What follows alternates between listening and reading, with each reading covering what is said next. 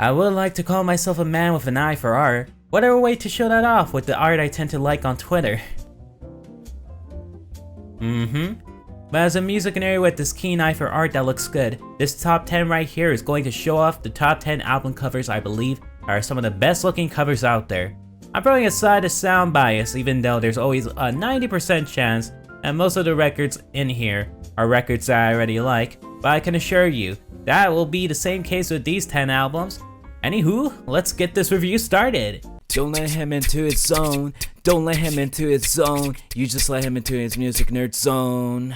Hello everyone, welcome to my new installment in my music review series, Don't Let Me Into My Zone. In this episode, we'll be looking over what I consider the top 10 album covers of all time. But before we get started with number 10, don't forget to like, subscribe, and check out my other socials if you want to support me as a VTuber. I want to get more of my content. Anyhow, let's get moving with number 10. And starting off with number 10, we had The Color of Spring. Not only being the first foundation for Talk Talk to become a more experimental band that we all know and love, but also an album containing one of their most beautiful album covers to date.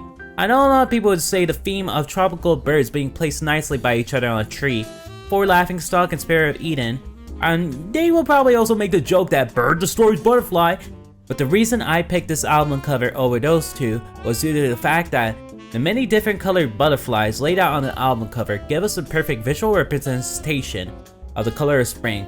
The many warm colors of the butterflies and how butterflies flying around are a representation of the spring season is perfect. I can go further to say that the album art perfectly describes the sound that the album will have, the soothing warm sounds of spring. And with that, we move on to number 9. Number 9 is Raining Puddles Retrieving Treasures by Bunny's Caravan, a post-rock emo record with a sound as beautiful as the album cover, representing the innocence of a child, ready to take on the ethereal, melancholic nature of life that is contained within this album from its sound and album art. I also find the washed out parts and butterflies truly a sight to see. And with that, we move on to number 8. Number 8 goes out to a super interesting Vocaloid album with an interesting album cover to boot, End by Amahisa. Honestly, this list could have been filled with the more obscure side of Vocaloid albums, because their covers usually tend to be in the more otherworldly, ethereal fashion, which accompany the otherworldly sounds within these records. But you know what, with that, we might as well move on to number 7.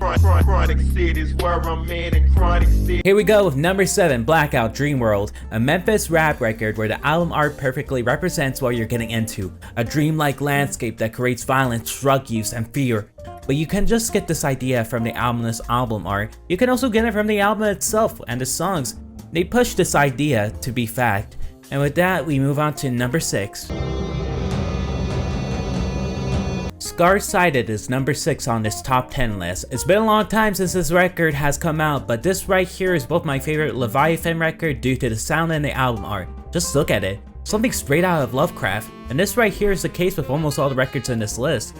The album art right here represents the sound you're getting into, a complex, dissonant, otherworldly soundscape. But with that, let's move on to number 5. You could probably say number 5 is a perfect representation of black metal album art. And you're right with this, that is why Memoria Vetusta Free, Sartorian Poetry by Blood As Nord has taken this spot. And there's many nods to famous black metal album covers with this one, cause the whole forest and the night thing just screams the genre, and the whole this could totally pass as a famous painting is what makes it even more special. With that, let's move on to number 4. Alright, with number 4 we have The Moonlit Art Path by Temple. You can basically say that this is the furthest level of aesthetic that a post-metal record can get with its album art. The album itself is not one of my favorite post-metal records, but you can't just beat that album art, man. It's the reason why I even know of this album.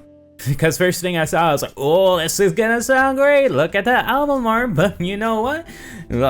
That's probably the case now, because now we're moving on to the top 3, and now we're starting off with number 3. It's the Father's Play. Probably one of my favorite David Sullivan records sound-wise. Art-wise, it has landed its spot on number 3.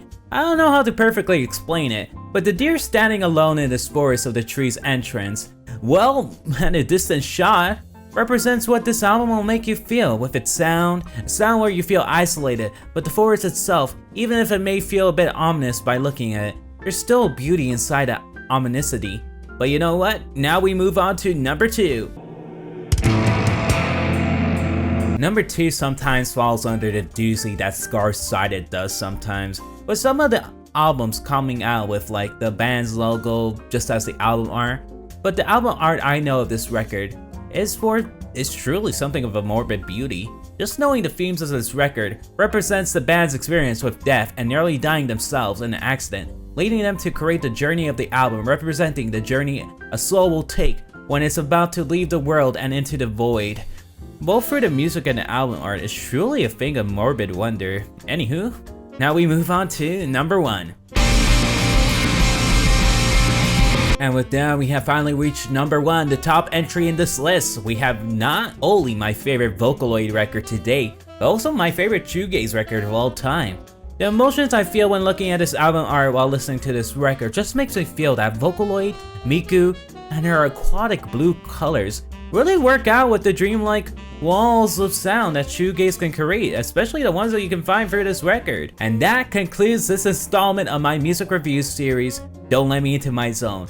I have a few ideas for future installments, but I will continue to do my best to do these bi-weekly, and also hope that I can expand my reviews for each entries as time goes on to express more of my personal thoughts and emotions in future installments, so that you're all able to get an idea of the passion that I have for this music. With that, I hope you all have a good day, and Otsu Enby! Bye!